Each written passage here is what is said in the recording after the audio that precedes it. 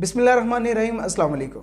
A to ji news point के platform से मैं हूं आपका मेज़बान उसामा मिर्ज़ा और आज के रमज़ान ट्रांसमिशन में हम बात करेंगे रोज़े के मकरूहात के बारे में। हमारे रोज़मर्रा की ज़िंदगी में बहुत सारे अवामल ऐसे होते हैं जो हम ज़िंदगी में जैसे जैसे पहले कर रहे होते हैं, रोज़े की हालत में ही उन अवामल को करते रहते हैं और हमें पता ही नहीं चलता कि वो रोज़े के मकरूहात में शामिल है और वो बातें जो है हमारे रोज़े को डिस्टर्ब करती हैं, हमारे रोज़े को मकरूह हालत में ले जाती हैं। इसी वाले से प्रोग्राम के आगाज़ से पहले हम कारी साहब से कहेंगे कि बड़ी खूबसूरत आवाज़ के वो मालिक हैं, उन्हें कहेंगे कि कारी साहब अपनी खूबसूरत आवाज़ में हमें तिलावत कुरान पाक सुनाइएगा, फिर इंशाअल्लाह ताला मज़ीद प्रोग्राम का आगाज़ करते हैं। अऊज़ु बिल्लाहि मिनश शैतानिर रजीम।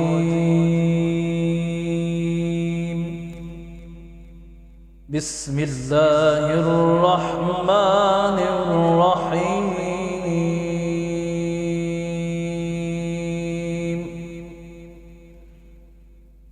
हुवल्लाहुल लज़ी ला इलाहा इल्ला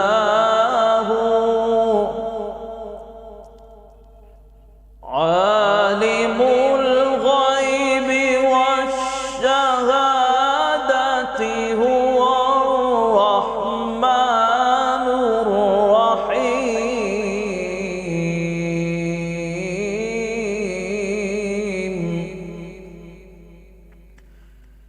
हुवल्लाहुल लज़ी ला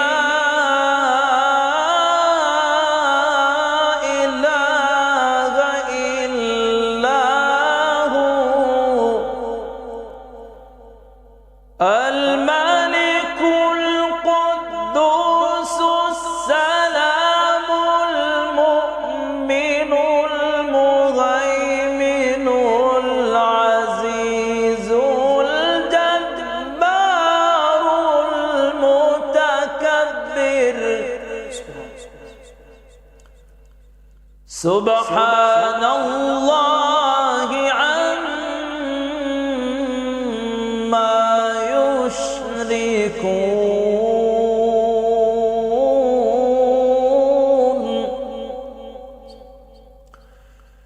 هو الله الخالق البارئ المصور له الأسماء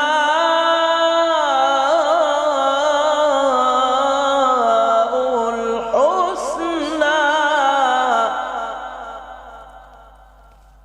يسبح له ما في السماوات والأرض وهو العزيز الحكيم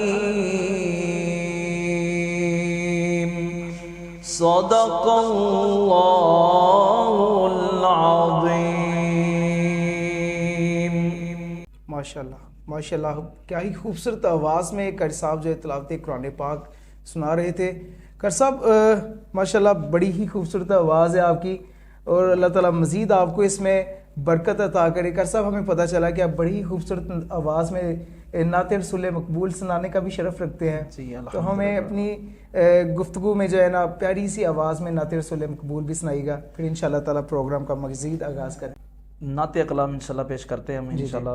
बड़ा ही प्यारा और नया कलाम है जी। कौन पाएगा मुकामे मुस्तफा, कौन पाएगा मुकामे मुस्तफा, बहुत ऊंचा है ये नामे मुस्तफा। कौन पाएगा मुकामे मुस्तफा,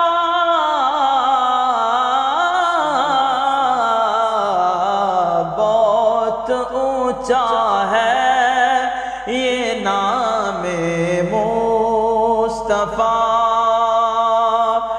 जिन्होंने तस्लीम किया उनके लिए, जिन्होंने तस्लीम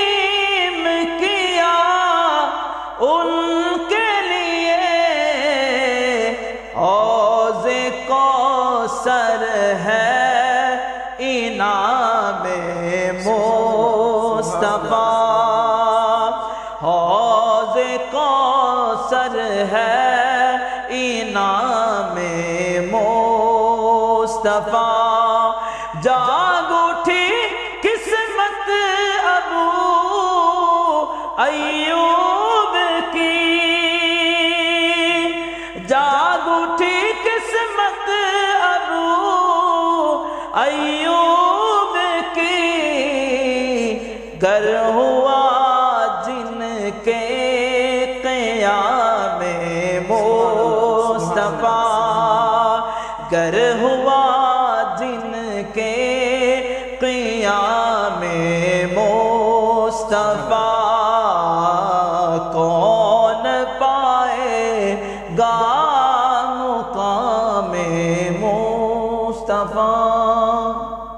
ماشاءاللہ جی، جزاک اللہ کر صاحب، کیا ہی خوبصورت آواز میں نعت رسول مقبول صلی اللہ علیہ وسلم سنا رہے تھے۔ اور یہ ایک جو خوبصورت آواز اللہ تعالیٰ کی ایک بہت بڑی نعمت ہوتی ہے جو کسی کو ہی شاید ملتی ہے، اور انہی خوش قسمت لوگوں میں سے ایک قاری صاحب بھی موجود ہیں جو کہ بڑی اچھی آواز میں، پیاری سی آواز میں انہوں نے تلاوت کی، پھر اس کے بعد خوبصورت آواز میں نعت رسول مقبول ارشاد فرما رہے تھے۔ اچھا، پروگرام کا آغاز میں ہم بات کر رہے تھے کہ روزے کے مکروہات کے بارے میں۔ بہت سارے لوگ جو ہمیں کمنٹس کرتے ہیں، پوچھتے ہیں کہ روزے کے مکروہات کون کون سے ہیں، کن کن کنڈیشنز میں روزے کی جو ہے افیکٹ نہیں ہوتی۔ اسی سلسلے میں بات کریں گے قاری صاحب سے۔ قاری صاحب، سب سے پہلے بتاتے چلیے گے کہ ہماری روزمرہ کی زندگی میں ایک عام ایک کنسیپٹ بن گیا ہے سیاسی امور کے اوپر بحث و مباحثہ، کسی نہ کسی ایسے غیر ضروری امور کے اوپر بحث و مباحثہ ہوتا رہتا ہے، تو کیا روزے کو ان بحث و مباحثہ کا کوئی اثر پڑتا ہے؟ کیا کہیں گے اس کے بارے میں؟ بسم اللہ الرحمن الرحیم۔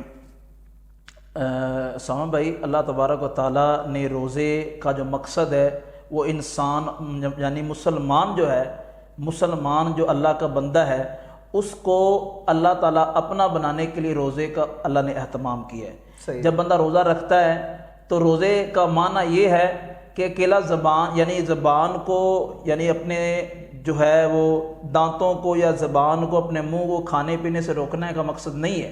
روزے کا مقصد یہ ہے کہ جتنی بھی فضولیات ہیں، جتنے بھی اور سے ایسے کام ہیں جن سے اسلام ہمیں روکتا ہے، یعنی کیا جو فضول گفتگو ہے، فضول باتیں، فضول کام ہیں، فضول معاملات ہیں، جو بے مقصد چیزیں ہیں، ان سے اسلام نے ہمیں منع کیا ہے۔ تو وہ بھی روزے میں، ہم روزے کی حالت میں وہ کام کریں گے تو روزے پر وہ اثر پڑے گا۔ اگر روزے کی حالت میں ہم یہ کام کریں گے تو روزہ ہمارا جو ہے اس کا مقصد نہیں رہے گا۔ روزے کا مقصد کیا ہے کہ ہم اللہ تبارک و تعالیٰ کی عبادت کریں، جتنا بھی وقت ہو، جتنا بھی ٹائم ہو، جتنا بھی ہمیں وقت میسر آئے، ہم اللہ تبارک و تعالیٰ کی عبادت میں وقت گزاریں۔ یہی اصل روزے کا مقصد ہے۔ اگر ہم فضولیات میں چلے جائیں گے، یہ سیاسی گفتگو میں چلے جائیں گے، سیاسی ٹاپک ہم چھیڑ کے بیٹھ جائیں گے، تو پھر ہمارے وہ روزے کا مقصد فوت ہو جاتا ہے، جس پر روزے کا بہت برا اثر پڑتا ہے۔ اچھا قاری صاحب، ایک اور چیز ہے کہ جیسے عام زندگی میں لوگ بات بات پہ جھوٹ بول جاتے ہیں، ٹھیک ہے، روزہ بھی انہوں نے رکھا ہوتا ہے، غیبت کر جاتے ہیں، بات بات پہ کسی نہ کسی کی غیبت کر جاتے ہیں، جھوٹ بول جاتے ہیں۔ غیبت کرنا یہ تو عام روٹین میں بہت بڑا گناہ ہے، جھوٹ بولنا اور غیبت کرنا۔ وہ روزے کی حالت میں بھی اس کا کوئی خیال نہیں کرتے، اس کے بارے میں کیا کہیں گے؟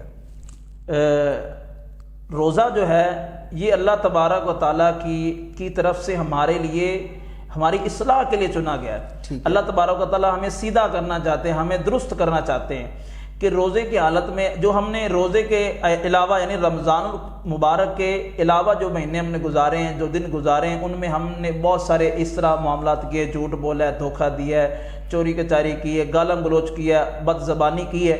جب روزہ آ جاتا ہے تو اللہ تعالیٰ کہتے ہیں کہ میرے بندے، ان ساری چیزوں سے تم نے گریز کرنا ہے، جھوٹ سے بچنا ہے، گالم گلوچ سے بچنا ہے، گلے شکوے سے بچنا ہے، دھوکے بازی سے بچنا ہے، ان سب چیزوں کو چھوڑنا ہے۔ اگر تم دیکھیں، اگر ہم روزے کی حالت میں وہی معاملات کریں گے تو ایک حدیث مبارکہ میں آتا ہے، نبی کریم صلی اللہ علیہ وسلم فرمایا کہ اگر ایک بندہ جو ہے وہ روزہ رکھنے کے بعد اللہ تعالیٰ کی نافرمانیوں کو نہیں چھوڑتا، نبی پاک صلی اللہ علیہ وسلم کے فرمان کا مفہوم ہے کہ اللہ تبارک و تعالیٰ کی طرف سے، دیکھیں، اللہ تعالیٰ کو راضی کرنے کے لیے انسان روزہ رکھتا ہے۔ اگر نبی پاک صلی اللہ علیہ وسلم نے فرمایا کہ جو بندہ روزہ رکھتا ہے اور روزہ رکھنے کے بعد اللہ تعالیٰ کی نافرمانیوں کو نہیں چھوڑتا، تو اس کے روزے کی اللہ تعالیٰ کو کوئی پرواہ نہیں، وہ چاہے بھوکا رہے پیاسا رہے، چاہے کھائے پیے، اللہ تعالیٰ کو اس کے روزے کی کوئی پرواہ نہیں۔ تو دیکھیں اس سے پتہ کیا چلتا ہے کہ یہ جو جھوٹ ہے، دھوکے بازی ہے، گالم گلوچ ہے، فضول گفتگو ہے، یہ ساری جو چیزیں ہیں یہ ہمارے روزے کو بہت برا جو ہے نا اثر پیش کرتی ہیں۔ صحیح۔ اچھا کر صاحب، جیسا کہ ایک عام کنسیپٹ ہے، لوگ کہتے ہیں کہ جی برش کرنے سے روزے کے اوپر اثر پڑتا ہے، انجیکشن لگوانے سے اثر پڑتا ہے، سرما ڈالنے سے، ان تینوں چیزوں کا، انجیکشن لگوانا، سرما ڈالنا اور کیا کہیں گے اس کے روزے کے اوپر کوئی اثر پڑتا ہے سرما ڈالنے سے، انجیکشن لگوانے سے، ٹھیک ہے، یا برش کرنے سے؟ ہاں جی، سرما ڈالنے سے تو نہیں یہ اثر پڑتا، کوئی اس کا کوئی تعلق ہی نہیں ہے روزے کے ساتھ۔ دیکھیں ہمارے جو چیز جب ہم کوئی کھائیں گے پئیں گے تو وہ منہ سے کھائیں پئیں گے تو ہمارے پیٹ میں جائے گی، تو اس سے ہمارا جو ہے نا روزہ ختم ہو جائے گا۔ ان چیزوں سے ہمارے روزے پر کوئی اثر نہیں پڑے گا اگر سرما ڈالے۔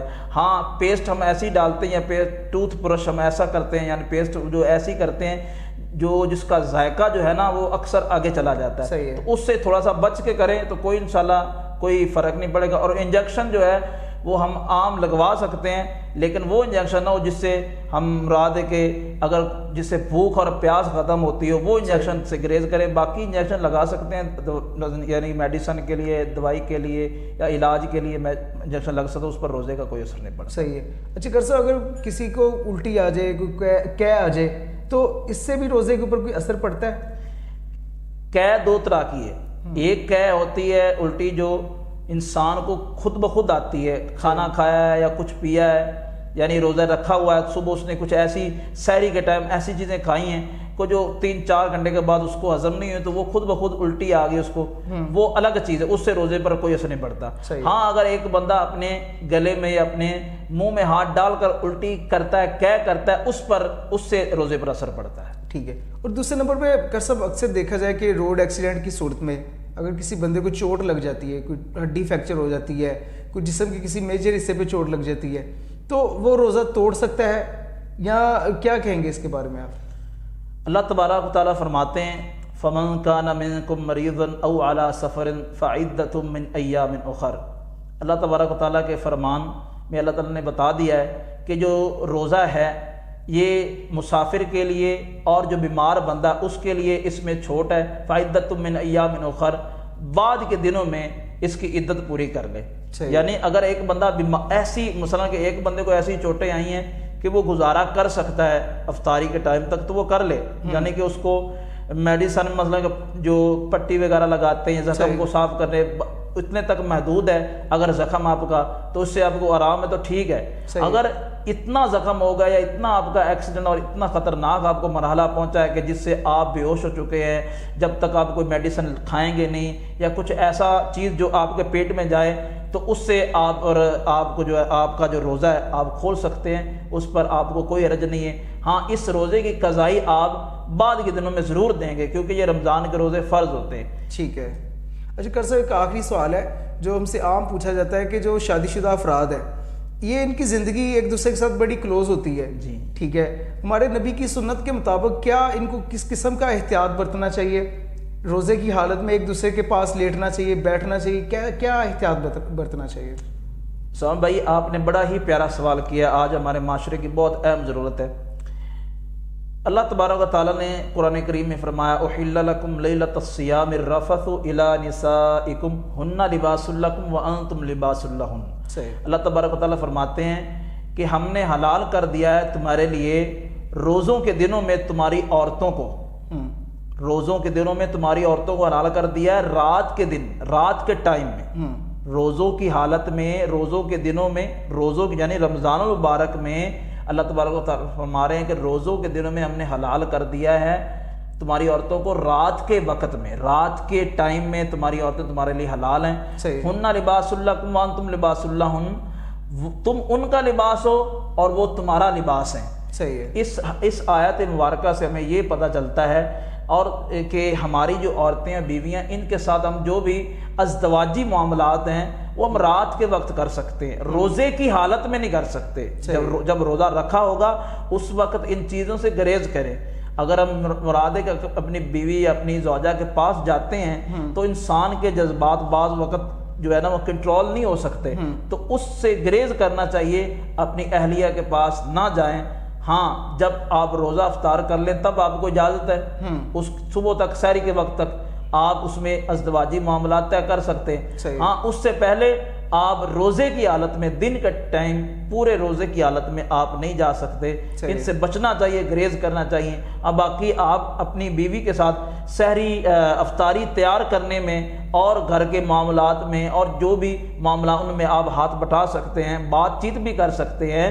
البتہ آپ ان سے اپنی بیوی کو اللہ کی رضا کے لیے خوش کرنے کے لیے اس کے تعریفی کلمات جب یا دوسرے لفظ میں کہوں کہ مذاق میں ہلکا پھلکا آپ کر سکتے ہیں، لیکن اس طرح کا معاملہ نہ کریں کہ آپ روزے کی حالت میں اپنے جذبات پر کنٹرول نہ کر سکیں۔ صحیح جی، بہت شکریہ کر صاحب، آج بڑی ایک اثر انگیز اور بڑی اہم ترین گفتگو کر رہے تھے جس میں روزے کے مکروہات کے بارے میں ہم بات کر رہے تھے، ازدواجی زندگی کے لوگوں کے لیے کیا ارشادات ہیں ہمارے پیارے نبی صلی اللہ علیہ وسلم کے، اور عام طور پہ ہمارے معاشرتی گفتگو میں کیا اعتدال رکھنے کے لیے روزے کو کیا اہمیت دی گئی ہے، کیا کیا معاملات ہیں جس سے کنٹرول کرنے کے لیے کہا گیا ہے روزے کی حالت میں، اس کے اوپر بات کر رہے تھے۔ اور انشاءاللہ تعالیٰ اگلے رمضان ٹرانسمیشن پروگرام میں ایک نئے میسیج کے ساتھ، نئے پیغام کے ساتھ آپ کے ساتھ حاضر ہوں گے۔ اپنے میزبان اسامہ مرزا کو اجازت دیجیے گا، اللہ حافظ۔